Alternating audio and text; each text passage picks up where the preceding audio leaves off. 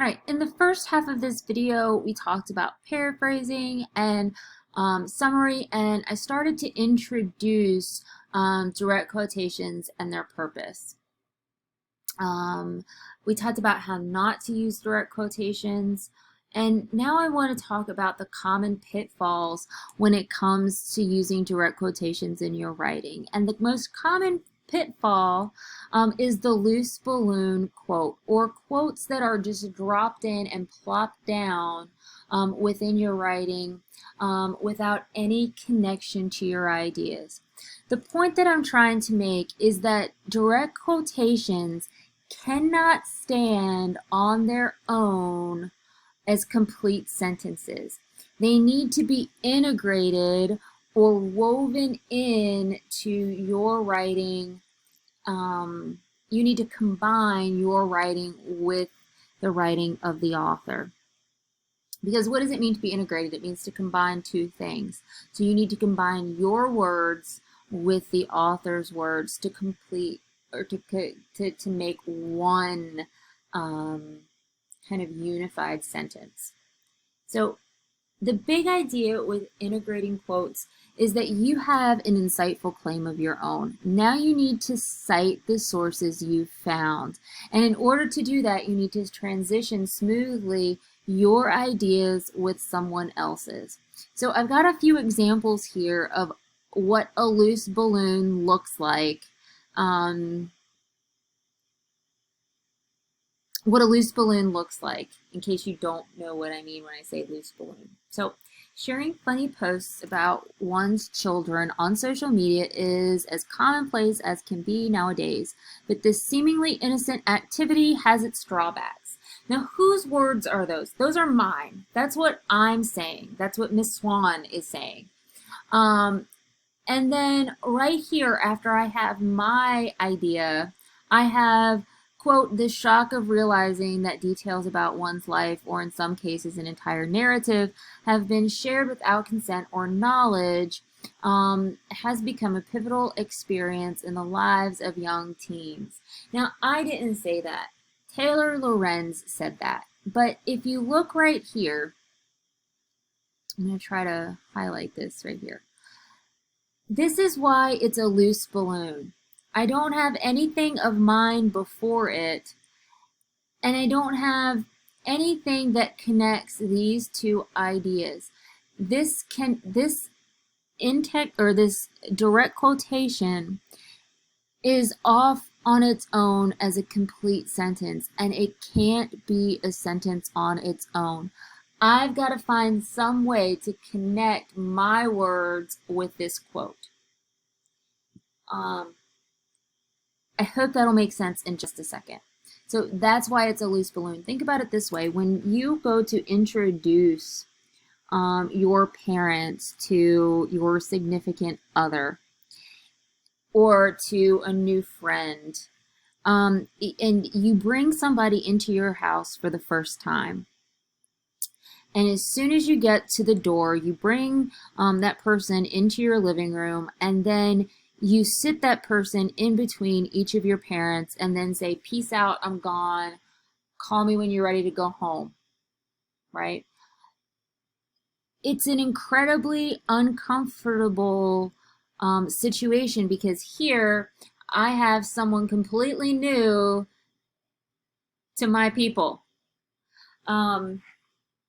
It's up to you as the writer to find a way to engage and find a connection between your parents or your voice and this new person or the works of someone else. Here's another example of a loose balloon. The problem with sharenting is that it is an unregulated issue legally. Intimate knowledge can be posted without consent.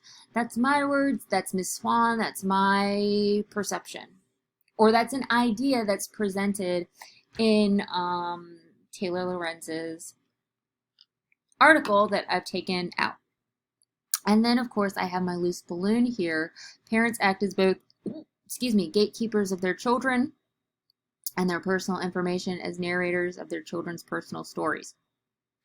I didn't say that. That's in the article by Taylor Lorenz. So here I have a direct quote standing on its own as a complete sentence in my paper, and it can't do that. It's a loose balloon. I have to find a way to connect my ideas with hers, or my words with hers. Another example, um, here I have my loose balloon. It's off by itself. So, um, this should be highlighted. Anyways, and here's another example of a loose balloon. My sentence, my thoughts, Taylor Lorenz's.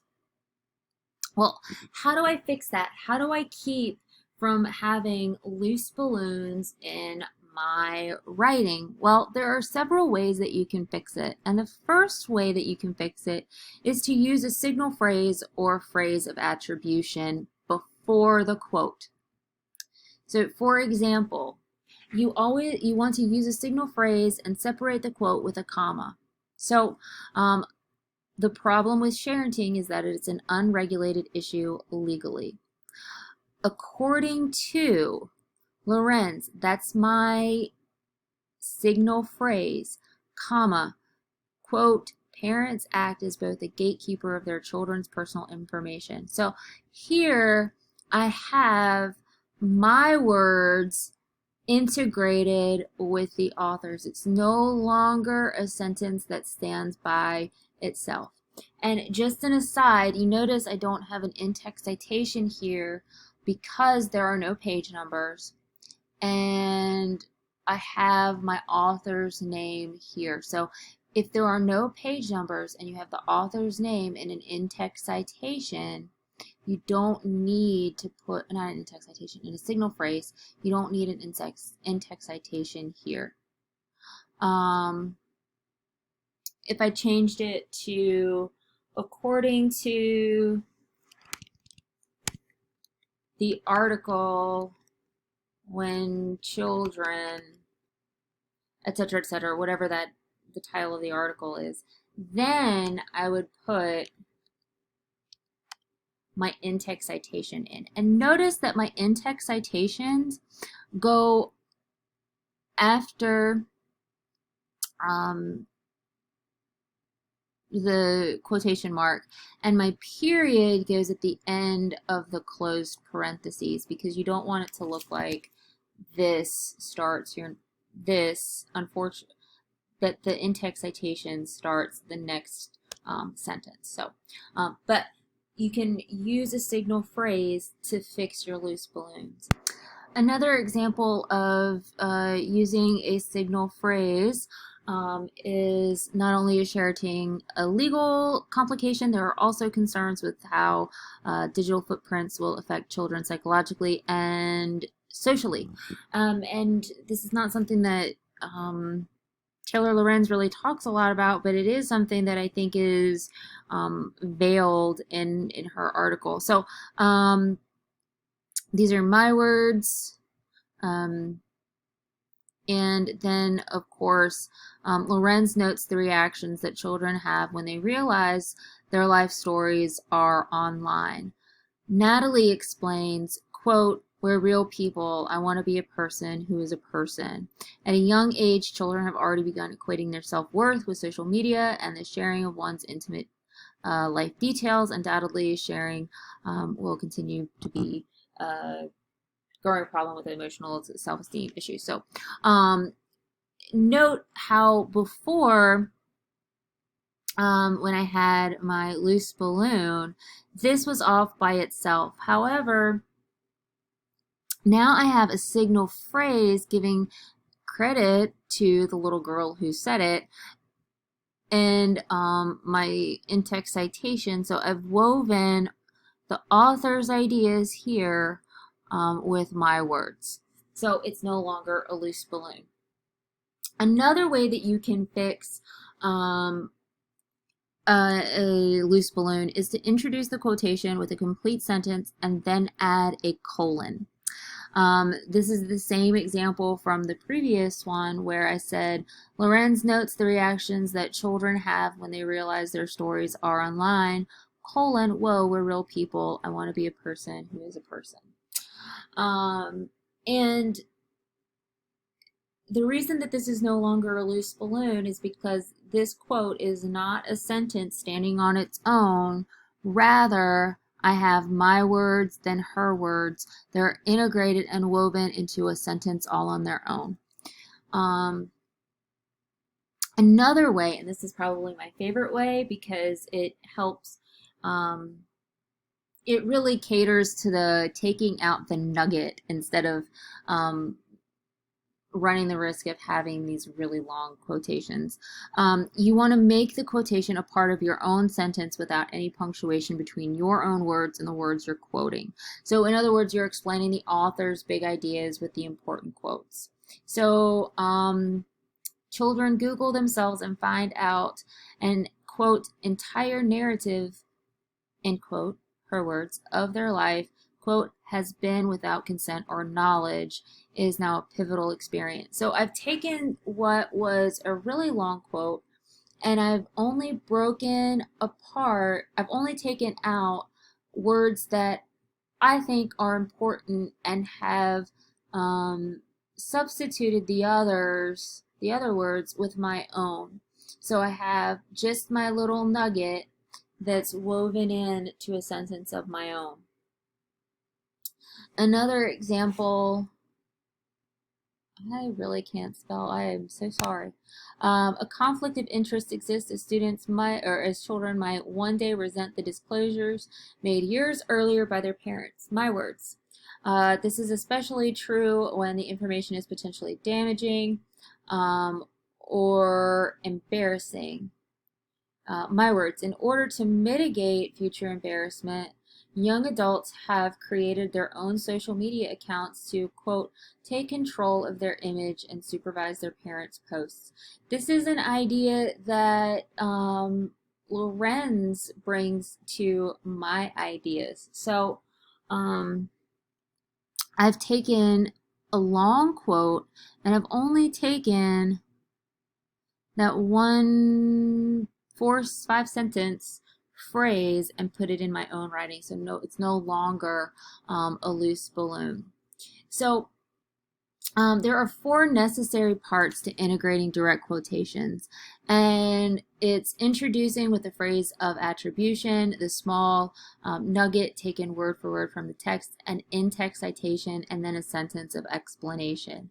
And you can think about this in the formula of pi. In week 1, I talked to you guys about paragraph development and that every good developed paragraph is essentially a slice of pie. It has 3 things that make it a good paragraph. And remember, those 3 things spell out pi. You have a point or illustration with information and an E, an explanation. So your point is the topic sentence that indicates the main idea of the paragraph that usually relates to your thesis. And remember, your topic sentence is never a quote because you have to introduce it. If it's a quote, then you probably haven't taken the time to explain your position. You want the first word and the last word. So it's never a quote from the text that you intend to quote. It should be your voice, your argumentative point. Illustration or information. This is where you provide your textual support that helps to illustrate or support your point. And that illustration or information can be a combination of paraphrase and direct quotation. And remember, you have to transition smoothly between your words and the author's words. And then finally, see, this is the easy part. The P and the I, that's a slice of pie, but it's not a slice of pie I want to eat. After every piece of information, after every direct quotation that you integrate, you have to provide some sort of explanation or analysis where you tell me how the evidence proves your point. How does this connect back to the so what theme meaning established in your thesis statement? So explain to me how you've read or interpreted the information that you've quoted. How does that make sense to you in your mind? draw those clear connections for your reader. I have an example here of a pie paragraph, I think. And if you look at this is a really long kind of topic sentence, but it is a standalone paragraph on its own, so I do have some sort of create a sense of context for my audience. So sharing the overuse of social media by parents to broadcast content about their kids is increasingly one of the most hotly discussed and debated cultural trends revolving around the internet. In short, worries are escalating that parents who continually post photos, videos, and stories about their children are unwittingly creating a host of potential problems. So my topic sentence is looking at the host of potential problems that come along with sharenting. So one aspect of this growing phenomenon that raises concern is the fact that kids today, for the first time, have had an online presence curated for them since birth or even before that. According to Lorenz, parents act as both gatekeepers of their children's personal information and as narrators of their personal stories. So there's my direct quotation, and it's integrated. And then I have a sentence of explanation. Expectant parents today often chronicle every moment of their baby's development, right down to posting sonogram images, etc., etc., etc. And before their third birthdays, one study found 92% of American children have unique digital identities. That's another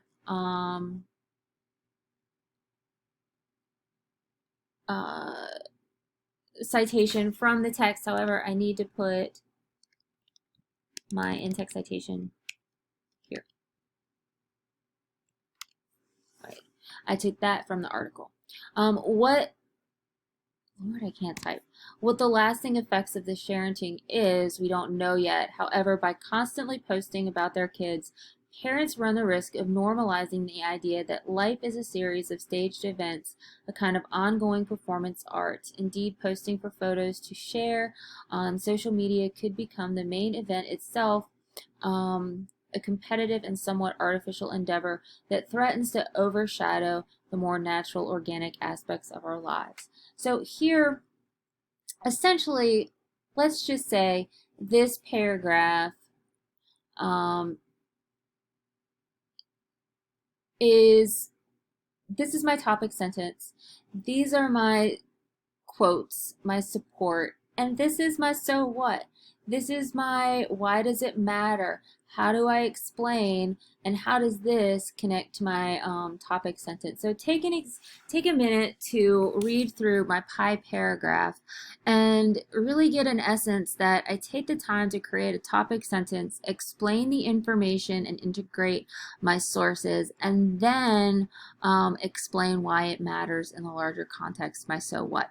So this is direct quotations in a nutshell. If you have any questions, please let me know. Please take the time to do the Don't Float Your Quote tutorial, and that's on integrating direct quotations. But also, if you're interested in seeing how direct quotations work, there are also another lecture video that I have that basically explains the same thing except in terms of literature. So let me know if you'd like to look at those, review those, or you can kind of troll through YouTube in my videos and find them. So again, let me know if you have any questions, and make sure that you integrate those quotes.